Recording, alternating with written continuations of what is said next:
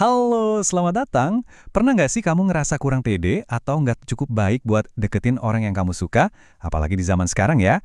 Kalau iya, kamu datang ke tempat yang tepat.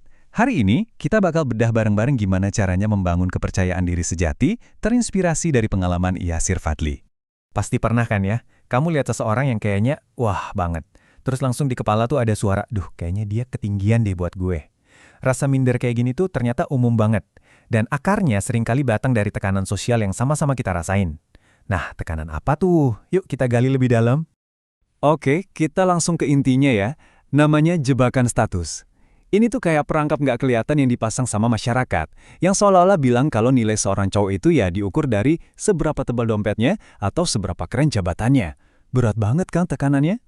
Dan ini bukan cuma perasaan kamu doang loh, ternyata ada buktinya secara ilmiah. Sebuah studi menemukan kalau pria dengan kondisi finansial yang, katakanlah, lebih sederhana, cenderung ngerasa minder duluan, jadi ragu gitu buat deketin orang yang mereka suka. Jadi kalau kamu pernah ngerasain ini, tenang, kamu sama sekali nggak sendirian. Terus, apa sih biang keroknya? Nah, ini dia. Seperti kata Yasir Fadli, masalahnya bukan karena para pria ini kurang, tapi karena mereka fokus menilai hal yang salah. Mereka terlalu terpaku sama hal-hal material, sama status, padahal ada sesuatu yang jauh lebih berharga dari itu semua. Nah, kalau tadi kita udah bahas masalahnya, sekarang kita masuk ke solusinya. Ini bagian yang paling penting, yaitu tentang menemukan nilai sejati kamu. Ini soal gimana kita mengalihkan fokus dari apa yang ada di rekening ke apa yang ada di dalam diri kita. Siap? Coba deh lihat perbandingan ini. Jelas banget kan? Di satu sisi, masyarakat sering banget ngejar yang namanya harta dan tahta. Tapi di sisi lain, ada pondasi hubungan yang sejati, yaitu integritas dan visi. Ini bukan soal pamer, kamu punya apa, tapi soal nunjukin kamu itu orang yang seperti apa, dan kamu punya tujuan hidup kemana. Dan ini bukan cuma teori loh, ada cerita nyata dari Yasir Fadli. Dia tuh dari keluarga biasa aja, tapi berani ngedeketin Anes yang ternyata anak seorang jenderal. Bayangin deh, pas ngedate dia datangnya naik Gojek. Santai aja. Padahal teman-temannya udah nyuruh sewa mobil biar kelihatan wah. Tapi dia nggak mau. Kenapa? Karena dia percaya diri kalau nilai dia tuh ada di karakternya, di visinya, bukan di mobil sewaan.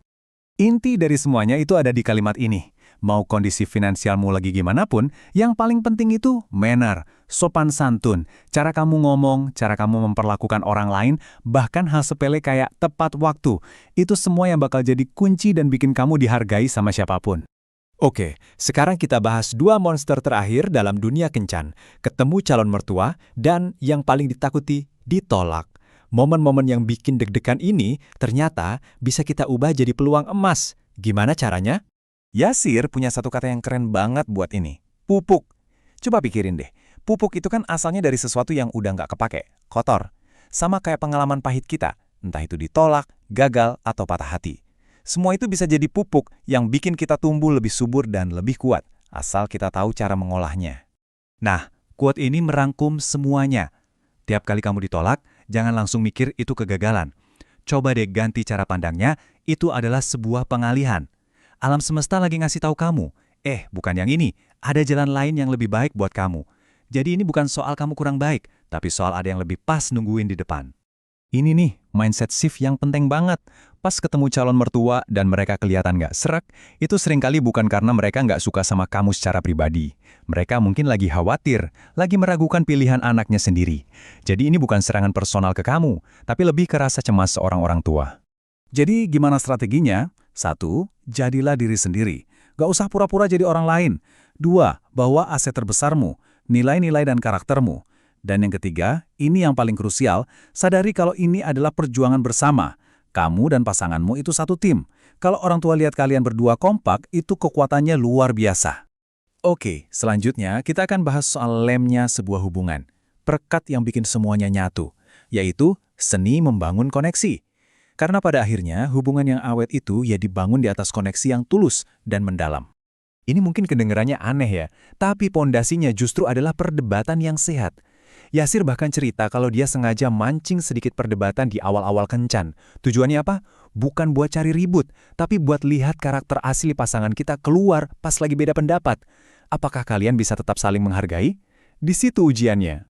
Nah, komunikasi itu ternyata ada levelnya. Level 1 itu kecocokan. Ngobrolin hal-hal ringan, hobi, film, musik. Kebanyakan hubungan mandek di sini. Kalau mau lebih dalam, naik ke level 2, chemistry. Di sini kalian mulai berani ngobrolin perasaan, ketakutan, bahkan trauma. Dan puncaknya di level 3, komitmen. Ngobrolin hal-hal serius kayak keuangan dan tujuan hidup bareng. Hubungan yang langgeng itu harus bisa sampai ke level 3 ini. Oke, kita sampai di bagian terakhir. Dan ini bisa dibilang puncak dari semua yang kita bahas. Sebuah ide yang mungkin bakal mengubah total cara kamu memandang proses mencari pasangan. Ini kan pertanyaan kita semua ya.